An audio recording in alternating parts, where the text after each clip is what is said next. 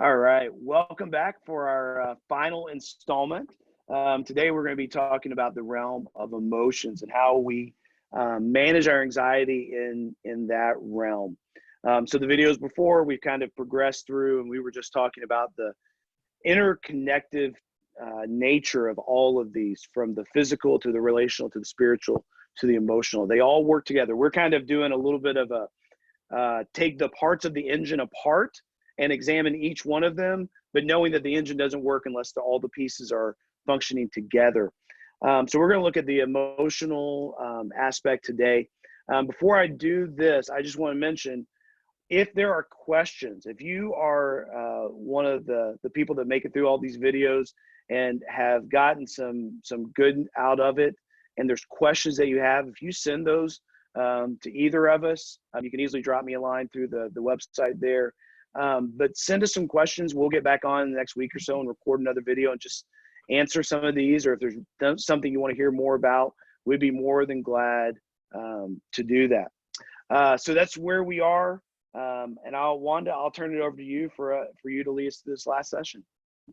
Okay. Well, I kind of had a sense as we were putting the previous videos together that there were just kind of some miscellaneous parts about how our feelings work that I wanted to share with you. And obviously, to try to say I'm going to teach you all about how our emotions work in 15 minutes is ludicrous. But so I'm going to tell you a few things, and I hope they'll be helpful to understand how you work and how the people around you work. So we've already looked at the physical, creating joy and appreciation. We've looked at relational circuits. We've looked at parenting and how guilt and shame fit in there. We've looked at how to have a more deeper connection with God in the moments that we're feeling anxious. But I want to talk to you a little bit more about the big picture of some of the stuff. And there's just lots of things that influence how we feel. And like right now, one of the big ones is our environment. It's what's going on around us, whether it's the big picture of the coronavirus and the threat that we might get it, or someone we love might get it, or the inside our house environment that's not the way it's used to be. And we just can't control all of that. But we can look at what we can control, and that's part of what we've already talked about. We can control if we walk or do our exercise. We can control how much news we feed ourselves. You know, that's something I think I mentioned before. My husband and I have had to choose not to do that. So do I spend more time watching the news, or do I spend more time in prayer? Do I spend more time meditating on God's word, or do I spend more time, complaining about whatever it could be? So think about, you do have some influence of your feelings by how you control your environment. The other thing I wanted to mention is that God really did give us the bad feelings. He gave us positive feelings like joy and appreciation and feeling loved and cared for, but he also gave us things like fear and shame. Imagine if your 4-year-old had no fear. How long do you think they would live? Literally. Yeah. There are children who don't have, and they end up doing things like just walking away with strangers. So, and imagine if someone had absolutely no shame. They never felt bad about anything they did to anybody else. We call them sociopaths when they don't even have enough. So the question is not, should you have those, but the question is, what do you do when you get them? And one is learn the lesson. Wow, I did that and it was scary. I probably shouldn't do that anymore. Or I really hurt that person. That's not a good thing. I don't want to do that. And then to recover from that shame or fear and put it down and go on. Healthy shame usually lasts about less than 30 seconds. I got the message. I shouldn't have done that. But if you've been a person who was controlled by fear, like your parents scared you to keep your behavior in line, or if your parents shamed you to keep your behavior in line, that sometimes is harder. So if you find yourself having trouble getting overstimulated with fear, sometimes that's because when like if I get mad as a 5-year-old and I get screamed at or I get hit, then my brain actually gets trained to react to things from that scared place. There's a part of my brain called the limbic system, and it gets really overreactive. Or if I've been trained when I get really scared and mom says, "Oh, honey, you're really scared. Come here, let me hold you. It'll be just fine. That doggy was really loud, wasn't it?" Then you learn to calm yourself. So actually our brains are trained for some people to overreact to fear and shame, and some people are trained to actually manage it well. And if you're having trouble, you might want to think about, is there something in that that might be making it more difficult for you? Were you wanting to say something, Kevin?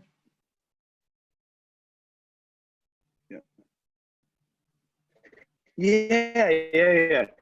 Can you just go back and repeat that line one more time about shame? If we stay there longer than 30 seconds, and just like describe a little bit more about that time frame and shame or guilt against the stuff that like just kills us and leads us down really dark paths. Can you say a little bit more about that? Yeah, that what I think I heard you say is that, to say the part about that God created both fear and shame, and that shame is a part of us that we should respond with shame or guilt. Shame is more about who I am because I did this, and guilt's more about the actual thing. But it's a way that God gets our attention and says, that's not how I want you to treat the people around you. And so if I hurt you and you get that hurt look on your face and I go, oh, that felt bad, I shouldn't have done that. That helps us to learn to live in society with people, our families, our culture. Whereas if I see you hurt and it doesn't even bother me, I'm not going to stop doing that behavior. But if I get locked into that feeling of shame, I'm bad, I'm terrible, I'm no good, then it becomes toxic as opposed to helpful. And if your parents use shame to control you, like, oh, well, you're a bad boy, I can't believe you did that, and you hurt my feelings so bad, and why were you, that sort of line of parenting sets someone up to be overreactive and not know how to get out of their shame when it happens.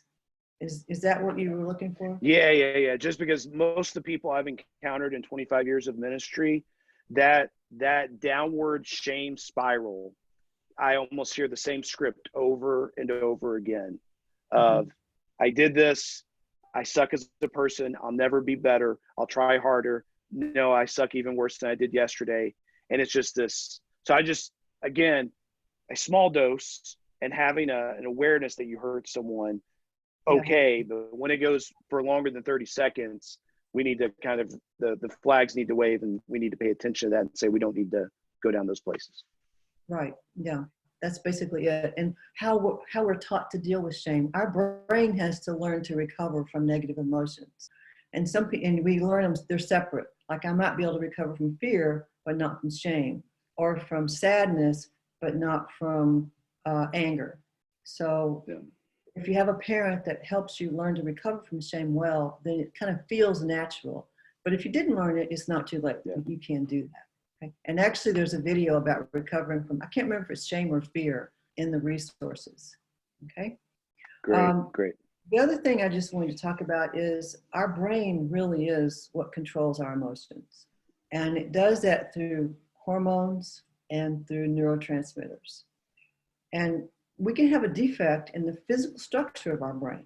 Like our genetics just didn't make it form right, or there was some toxic chemical like mercury or something that we were exposed to either prenatally or postnatally, or just physical damage. You fell down the stairs when you were 3. There's actually a really interesting story in one of my favorite authors named Daniel Amen about a little boy who fell down the stairs when he was 3 years old and was unconscious for a while before the ambulance came. It damaged his prefrontal cortex enough that anytime something scary happened, he would attack people. And then once they figured out what that was, at first he was just a bad kid, just mean. Yeah. But when they did the scans and found out that part of his brain wasn't working, he was just a poor little boy at that point in time. Now, most of us don't have those kind of issues. But when we finally accept the fact that our brain influences our thinking and feeling, what if it doesn't work? Like my kidneys might not work. I might have to have dialysis. My liver might not work. My pancreas might not work. I might need to take insulin. But if my brain doesn't work and it doesn't make the right neurotransmitters or create the right hormones in my body, I'm going to need something to maybe help that get better. And that could happen because of experience, something that happened in my life, or it could happen because of genetics. But it's one of those things that just, we've tried to think that we have power over it. We can pray enough, we can try hard enough, we can promise ourselves enough, we won't feel anxious, we can shame ourselves about feeling anxious or depressed or whatever, but it just doesn't work that way. So one of the things I wanted to share with the group today is just that that's been kind of the situation in my family. We have a genetic predisposition to anxiety. My father had a diagnosable anxiety disorder, and he, coming from the church background he came from, he just never could admit that. And his doctor actually told me after he had a stroke and was in the hospital, oh, Charlie was taking Inderall for his anxiety, not for his heart problem, because it makes your heart go slower. And once I got to be in my 50s, I started having that same anxiety. My brother does as well, and many other people in our family, some of them are young, who have had anxiety issues. And we each have found different medications that help us. But today I'm taking what they call a SSRI, serotonin reuptake inhibitor, that helps my brain have more serotonin. So when I take that medicine, my husband's life is much better because my anxiety doesn't drive him crazy, you know. Yeah. But that's one way you can have not enough serotonin, but also you can have not enough because of stress. Chronic stress, for over a period, chronic meaning over months, not necessarily years, will reduce the level of serotonin in your brain. So if you have a chronic illness that you have a lot of pain, that could do it. Or you lose your job, or what we're going through right now. And it just means that your brain can't keep up. The stress just destroys it faster than it can keep up with making more. So I would just encourage people to really open their heart to say, if the brain can malfunction just like my pancreas, medication probably is a good thing. And we didn't know that in Jesus' time, but people didn't get insulin in Jesus' time either, you know. So I just want to kind of put that out there as part of my life to encourage you that if you're not doing well and you've tried everything, talk to your family doctor and just see if maybe you might. Sometimes you can get medication simply if it's not a major issue, without from your local doctor. I mean, your primary care. That's the word I'm missing. Or you can see a psychiatrist. You know. And then there's some more learning things I wanted to talk about as well. When we experience things that are scary, particularly, or upsetting in our past, we form memories of those that we don't always know the story. And the memory, we call that implicit memory. And it's usually feeling memories. And we can get those stirred up when we have a similar situation. Let's say, for example, I'll tell you the classic story. My little grandson, we gave him a Cookie Monster doll for his first birthday, and it would lean back and go, oh, oh, oh, oh, oh. On his first birthday, we gave him right on the high chair. It did that, and he just panicked and started crying. He's 1 year old. And so we put it away and didn't give it to him. We just, comforted him, helped him calm down, finish his birthday party. Somewhere when he was about 2.5, I was at his house babysitting, and I saw the Cookie Monster up on the shelf. I pulled it down and said, hey, look at this Cookie Monster. Isn't he fun? And his eyes got big. He just sort of panicked and ran out of the room.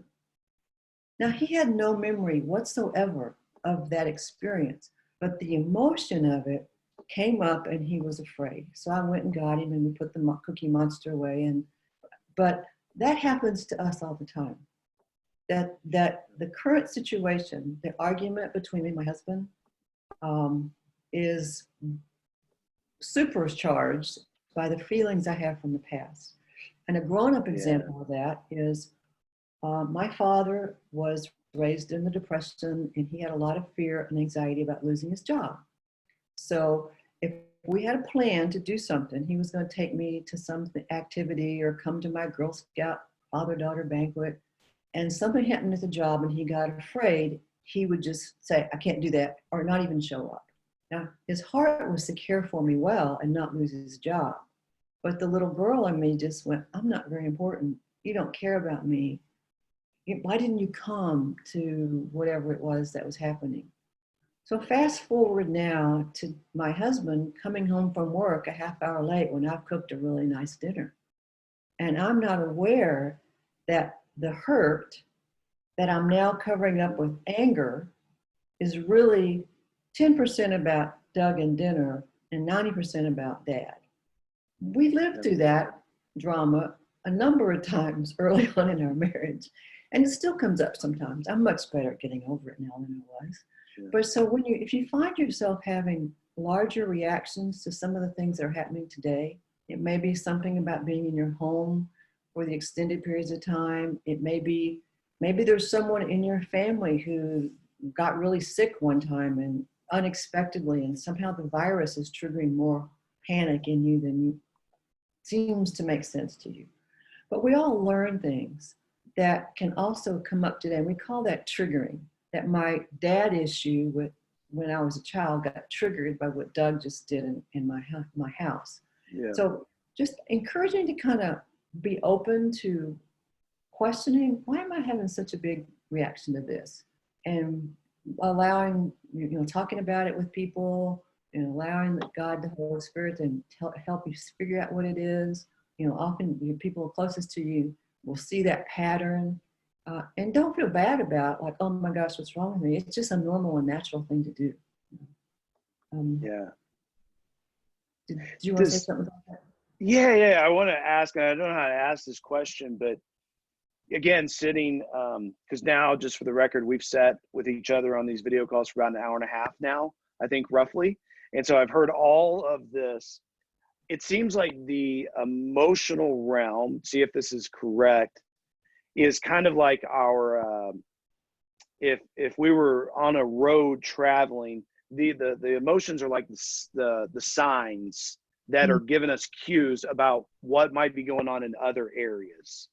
Is that true? I mean, is the emotions the stuff that we probably are at kind of they're above sea level, we see them and they kind of point us to maybe, hey, we might not be getting enough physical exercise, or we're not connecting with God the way we should, or something's off in a relationship. Would that be accurate? Does that make sense? I hadn't thought about it using those words, but yeah, it makes sense to me. It really does. It makes sense that God has given us an early warning system, that can be just really helpful when it's functioning right, and be really painful when it's overreacting to something, or when we don't fix the problem that it's waving, saying, oh, we've got this problem, we need to fix it. And when we ignore it, then it just gets worse. Yeah, that makes sense. Yeah. Okay. Yeah, because some of these other places might be a little bit harder to put our finger on sometimes, because the emotions are just like, if real life example here, like 2 nights ago, things were like sideways. That's my new word. Like everything was kind of sideways inside of me. And that was causing relational tension with my family, particularly with my wife. And if I had been wise in that moment, I could have seen that emotion could have given me a cue that something else is going on someplace else in one of these realms. That, for an example, I'm not spending enough time outside. Like, my time outside for the last 2 or 3 days has been very, very low. I need to get outside. I need some of that green space, therapy to help me to regulate these other things. But again, the emotions are easy to see and spot, and then asking the questions, where are they pointing? And they might be pointing another one of these realms. That's just observation that I've heard you talk about. These are handles that help us to see what's going on, I guess. Yeah, I like that way. I like that analogy. I really think that's a good approach to think about it, for sure. Yeah. Well, and one more thing I wanted to say is that sometimes when we're having an overreaction to emotion, just because of experiences we didn't get. Like my story with my father was really, I didn't get some of the attention and affection that I might have needed more of. And we can go and we can make some of those things up by getting love and care in other places, And then some of them were bad things that happened. Like, even though Cookie Monster wasn't a disaster, it was a bad thing that happened versus an absence of. So we have absence of good things and presence of bad things, and we can go on and on about various kinds of abuse that someone might experience, or trauma that someone might experience. But all of those, we all have those things, and just to be open to, how does all that past stuff influence what I'm doing today? And is there some way I can work through that in a way that it's not baggage anymore, because we all have some. You know. Yeah. So I guess in kind of wrapping this all up, I just wanted to encourage all of you to be patient with yourself. You know, Yeah. we're all going through a difficult time. Life is difficult enough with everything's going perfect, quote, perfectly. But just be patient with yourself and your family. And if you need some help, and if it's more than you can handle, get some help, whether it's talking to a friend, whether it's seeing a doctor, whether it's talking to your pastor, whatever you might need to do, because you don't have to do it alone. We're really we're all in this together, and we're all making the same variety of mistakes, and we're all wired in the same basic way, and it's just hard. So. Yeah, that's a good word. The governor here in Kentucky, Wanda, I don't know if I've told you this or not, but he keeps on saying every day when he comes on the news at 5 o'clock, he says the same mantra every day. We're going to get through this. We're going to get through this together. Mm-hmm. We're going to get through this. We're going to get through this together. And the other thing, besides these shame spirals I've seen over and over again throughout my time in ministry, the other thing I've seen that has taken a lot of people out is simply isolation, is simply thinking, I am the only one that deals with this, and therefore I'm not going to say anything about it. Right. So again, that word of encouragement, you're not alone, of naming what's going on to somebody that you trust and asking and waving the hand and saying, I need help. Because your pastors, your friends, people you know, like they don't always see that stuff is going on in you and know the right question to ask. Mm-hmm. There's sometimes you need to raise your hand and say, I need something right now. And that's not selfish, but and it's hard, it takes courage, but those are the type of courageous things I think we can do right now, is saying, I feel alone, I need some help over here, can we talk? Well, and adding to that, two things. One is, if I don't ask for help, then it will come out in my relationships and I'll hurt other people who are close to me. But the second thing is, if the Lord said it's more blessed to give than to receive. So if I ask you for something that I need, and then you give that to me and you watch me be blessed by it, you're blessed. So if I'm actually giving you an opportunity to get a blessing when I ask for something. Yep. That's why we're here together. Yes. Agreed. Mm-hmm. So, well, Wanda, thank you for this time. And anybody that's watched through these, if there's questions, contact me and I'll make sure we get those questions, and we'll try to get together and do this again. Wanda and I have committed that we're going to reconnect here in the next month or so, just because it's been good to talk. It's been good to reconnect. And I think there's been something that we both would agree that it's been good for our souls, just to get these things out on the table and talk about it. Because the things you haven't seen has been, we record one of these, or we get ready to record, and there's 15, 20 minutes of before and after of just saying, this got stirred up, or I thought of this story, and doing some of this, just this deep sharing with one another. Because we were made to be in these relationships. And that goes through all of these different realms. Like, we were made to be in these relationships, sharing relationships, live together. So, yeah. So again, thank you, Wanda. I deeply, deeply appreciate it. And we'll be talking to you all soon. If you have any questions, give us what I would say here in Kentucky, give us a holler, and we will, we'll help you out or answer your questions. All right. Talk to you all soon.